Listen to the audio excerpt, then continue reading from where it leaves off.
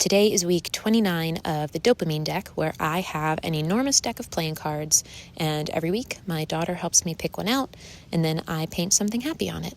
There are 52 cards in a deck, 52 weeks in a year. Speaking of years and weeks, this week actually marks 7 years since Dave and I started dating. Our paths crossed 4 years before that, actually, but we were both dating other people at the time.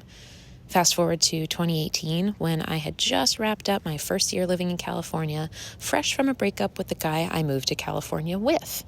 I posted a status on Facebook saying, "Hey, I'm going to be doing a solo road trip across the country soon, so if anyone has any music recommendations, I'm going to need them." AKA, I'm single again. And suddenly, I got a message from a guy I hadn't seen in years, saying he recently went through a breakup too, that he actually just moved to California, only an hour away from where I was currently packing up a half-empty apartment and about to start my drive from Sacramento to New Jersey. We were so close, so similar, and about to be so far from one another. He offered some music suggestions, and that if I ever needed to talk or wanted to share photos of my road trip, he was there.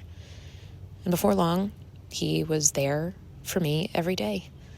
Texts turned to phone calls, turned to FaceTimes, turned to first dates that lasted 2 weeks, turned to moving to California, together this time, turned to getting engaged on a beach, turned to driving across the country again during the middle of a pandemic, to holding each other in my childhood home the day that my mom died, to eloping in New Hampshire, turned to holding our daughter in the operating room, turned to this week when I was sitting in the car in the driveway in the shade, windows rolled down while Penny napped in her car seat. Dave was in the corner room at a desk working when suddenly I saw an eastern bluebird fly from a tree and land on an Adirondack chair right in front of me.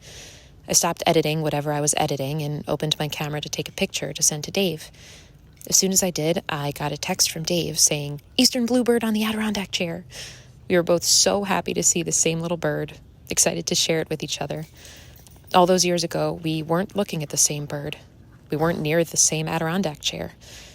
It took a lot of life, a lot of experiences, and a lot of time to be where we are, looking at the same bird, one from the desk at the window, one from the shade in the driveway, but together, through all of it, together.